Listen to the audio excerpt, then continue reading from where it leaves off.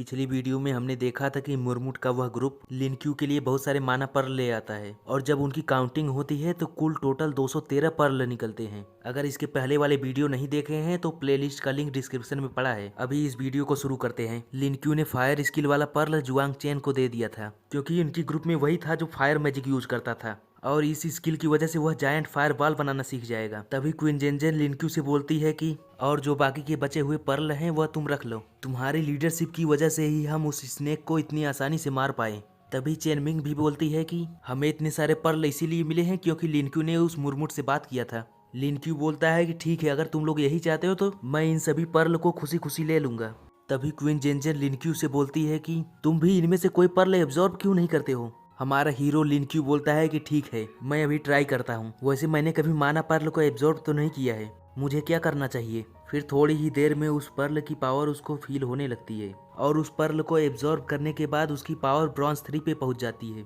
उसके टीम वाले इसके लिए उसको कॉन्ग्रेचुलेशंस बोलते हैं। जेनजेन बोलती है कि क्या एक पर्ल में इतना माना हो सकता है जिसको एब्जॉर्ब करने के तुरंत बाद तुम ब्रेक थ्रू कर लेते हो। लिनक्यू बोलता है नहीं नहीं, मैं पहले ही महीनों भर से ट्रेनिंग कर रहा हूँ। जेनजेन उस छोटे मुरमुट को थैंक यू बोलती है। वह कहती है कि जाओ, अब तुम्हारे घर जाने का टाइम हो गया है। तभी लिनक्यू उसको पकड़ते हुए बोलता है मुझे किसी और काम के लिए भी इसकी मदद चाहिए। लिनक्यू उसको खतरनाक तरीके से देखते हुए बोलता है तुम्हें कोई दिक्कत तो नहीं होगी ना। वह बेचारा चूहा क्या ही कर सकता था।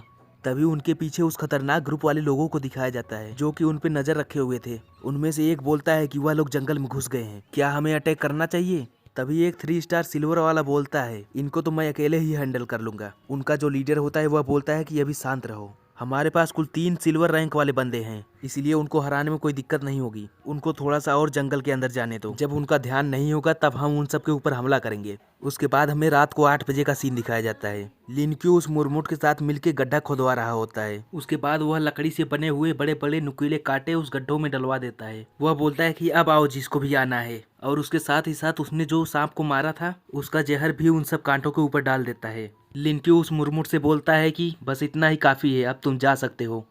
तभी क्वीन जेनजेन लिनक्यू से बोलती है कि अगर तुम्हारा ट्रैप लगाना हो गया हो तो इधर आ जाना, चेंगमिन कुछ बताना चाहती है। उसके बाद वे दोनों लोग चेंगमिन के पास जाते हैं। चेंगमिन बताती है कि वो लोग पास आ रहे हैं, वो लोग यहाँ से सिर्फ 500 मीटर दूर बचे हैं। वे लोग जरूर आज रात में ही हमला करने की सोच रहे होंगे और उनमें से कुछ तो सिल्वर रैंक के भी हैं। लिनक्यू अपने मन में ही सोचता है कि यह तो अच्छी बात नहीं है।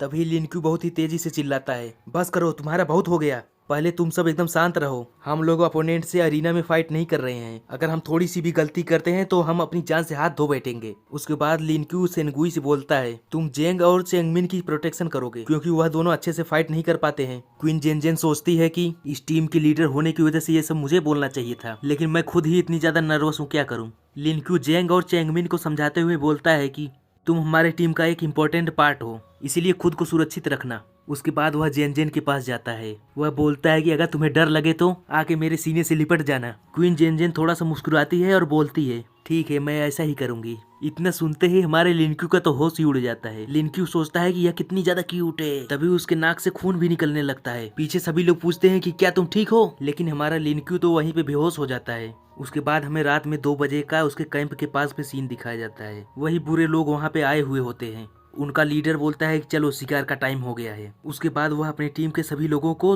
चारों तरफ से 2-2 लोग जाने के लिए बोलता है। उसके बाद वह सभी वहां से दौड़ते हुए चले जाते हैं। वह बोलते हैं कि हम उन सबको चारों तरफ से घेर लेंगे। तभी उनके पीछे खड़ा एक बंदा बोलता है कम लोग होना भी बहुत दिक्कत होता है, लेकिन जैसे ही वो लोग वहां से जा रहे होते हैं उनके पैरों के नीचे से कुछ महसूस होता है। तभी लिनक्यू के बिछाए हुए जाल में एक बंदा फंस जाता है। वह उन्हीं नुकीले कांटों के ऊपर गिर जाता है। उनका लीडर तो पूछता है क्या हुआ, लेकिन तभी वह देखता है कि पीछे से 2 लोग उसी जाल में फंस चुके थे और उस सांप की जहर की वजह से वो 2 लोग मारे गए थे।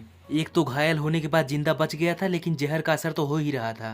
तभी लिनक्यू पीछे से जम्हाई लेते हुए बोलता है क्या यार, तुम लोग रात में सोने भी नहीं देते। उनका लीडर बोलता है कि हम इतने सालों से हंटिंग कर रहे हैं, किसी को भी नहीं पता चला, लेकिन आज इस छोटे बच्चे को राज पता चल गया, लेकिन तुम जैसे बच्चे का तो सिर्फ मौत इंतजार कर रही है। लिनक्यू ऊपर की तरफ हाथ उठाते हुए बोलता है क्या तुम्हें पक्का लगता है। उसके बाद वह एक चुटकी बजाता है। तभी सब लोगों का ध्यान अचानक से ऊपर जाता है। वह लोग कुछ कर पाते उससे पहले ही उनके ऊपर हमला हो गया था। उधर लिनक्यू के टीम के 2 लोगों को दिखाया जाता है जो कि जायंट फायरबॉल और लाइटनिंग ओशन नाम के अपनी स्किल का यूज करते हैं। बुरे लोगों के टीम का लीडर बोलता है सब लोग दूर दूर हो जाओ। और इस तरह से वह लोग इस अटैक से बच जाते हैं। तभी लिनक्यू जेन जेन से बोलता है, क्या तुम रेडी हो? और जेन जेन ने उन सब के ऊपर आइस सील नाम के अपने स्किल का यूज कर दिया था, जिससे कि उन लोगों का पैर वहीं बर्फ में जम गया था। तभी आसमान से जायंट फायरबॉल और लाइटनिंग का कंबाइन अटैक आता है और वह उन सब के ऊपर जाके लगता है, जिससे कि बुरे लोगों की टीम से एक और बंदा मर जाता है।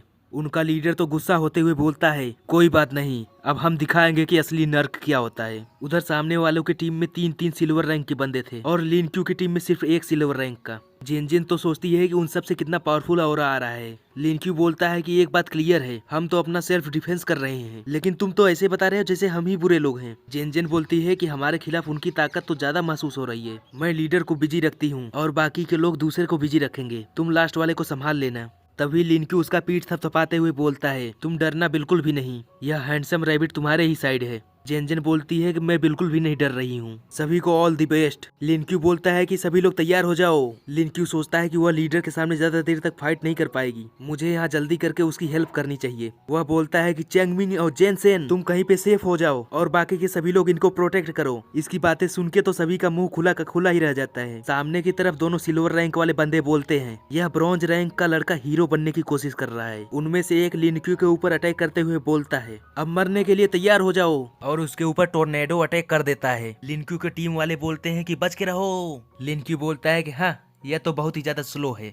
उसके बाद वह अपने हाथ में लिया हुआ लोहे की राड को तेजी से घुमाता है, जिससे कि उस टोर्नेडो के साथ साथ दोनों बंदे भी रास्ते से हट जाते हैं। लिनक्यू उन दोनों नीचे गिरे हुए बंदे के ऊपर पैर रखते हुए बोलता है, तुम इतनी जल्दी नीचे जमीन पे पड़ गए, यह तो बस मेरा वार्म अप था। लिनक्यू की टीम का वह हीलर बंदा बोलता है, तुम तो एकदम औसम हो। लेकिन तभी लिनक्यू बोलता है कि नहीं, यह तो तुम्हारे इस हाई क्वालिटी रॉड का कमाल था। उसके बाद जेन जेन और उस लीडर की फाइट दिखाई जाती है। वह लीडर बोलता है कि यहाँ से तुम कहीं नहीं भाग सकते हो, तुमको मरना ही होगा। वह लीडर क्वीन जेन जेन के ऊपर भारी पड़ रहा था। तभी लिनक्यू ट्रांसफॉर्म होते हुए जल्दी से उसकी तरफ जाता है, जिसको आते हुए वह लीडर नोटिस कर लेता है और जैसे ही लिनक्यू अटैक करता है वह वहां से हट जाता है। वह लीडर तो जब पीछे की तरफ देखता है तो उसके दोनों के दोनों टीम वाले मारे गए थे। वह बोलता है कि तुम तो एक रैबिट हो, फिर इतना स्ट्रांग कैसे हो सकते हो? लिनक्यू बोलता है कि अगर तुम सरेंडर नहीं करोगे तो तुम्हारा हॉस्पिटल तक जाना भी मुश्किल हो जाएगा। उसके बाद वह उस लीडर के ऊपर हमला कर देता है, लेकिन वह लीडर अचानक से जंप करके पीछे हट जाता है। उसके बाद वह टाइगर रेज का यूज करता है, जिससे उसके अटैक की पावर बहुत ज्यादा बढ़ जाती है और उसके साथ साथ उसकी मूवमेंट की स्पीड भी बढ़ जाती है। वह अपने पंजों से हमला करते हुए चिल्लाता है, मैं इस रैबिट को फाड़ के रख दूंगा। और इसके अटैक से हमारा हीरो लिनक्यू पीछे की तरफ ढकेला जाता है। वह कैसे कैसे करके अपने आप को संभालता है। वह सोचता है कि यह तो बहुत ही ज्यादा स्ट्रांग है, ऐसे आमने सामने में मैं तो इसको बिल्कुल भी नहीं हरा पाऊंगा, मुझे कुछ दूसरा प्लान बनाना होगा। वह लीडर चिल्लाता है, तुम फाइट के बीच में ऐसे डिस्ट्रैक्ट कैसे हो सकते हो? उसके बाद वह लिनक्यू के ऊपर हमला कर देता है। उसका वह हमला लिनक्यू की गर्दन के पास से जाता है। वह अपने पंजों से हमला करता रहता है और लिनक्यू इधर उधर होते हुए बचता है। वह लीडर तो सोचता है कि यह रैबिट फास्ट है, मैं अपने इस टाइगर रेज में ज्यादा देर तक नहीं हो पाऊंगा। वह लीडर लिनक्यू से बोलता है कि तुम्हारे डॉज करने की स्किल अच्छी है, लेकिन तुम इससे कैसे बचोगे? उसके बाद उसने लिनक्यू के ऊपर टाइगर व्हिप का अटैक कर दिया था, जिसका एक अटैक लगने के बाद लिनक्यू का वह हथियार भी टूट गया था और उसके मुंह से खून भी निकलने लगा था। लिनक्यू बोलता है कि तुम तो काफी ज्यादा पावरफुल सिल्वर रैंक पे हो, मैंने तुमको अंडर एस्टिमेट किया था, लेकिन लगता है मैं अपने ट्रम्प कार्ड को छुपा के नहीं रख पाऊंगा। और हम इसी सस्पेंस के साथ यह वीडियो यहीं पे खत्म करते हैं। लिनक्यू का वह ट्रम्प कार्ड कौन सा है, इसके बारे में हम अगले वीडियो में जानेंगे। लेकिन उससे पहले अगर इस वीडियो में मजा आया है तो लाइक जरूर करना, और उसके साथ साथ ही वीडियो कैसा लगा कमेंट में जरूर बताना, और कमेंट करने जा ही रहे हो तो सब्सक्राइब भी कर देना, क्योंकि मुझे चांदी वाली प्लेट चाहिए, ये वाली चांदी की प्लेट। जल्द ही इसका अगला वीडियो डालूंगा।